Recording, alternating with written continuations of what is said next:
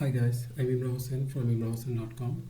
In this video, I'll be showing you how to clear the cache from cPanel. We most of the time clear the cache from our WordPress dashboard, but sometimes we need to flush our cPanel. We need to clear the cache from our cPanel. In this video, I'm going to show you how to remove or how to clear the cache from cPanel. For doing this, you have to just go to your cPanel.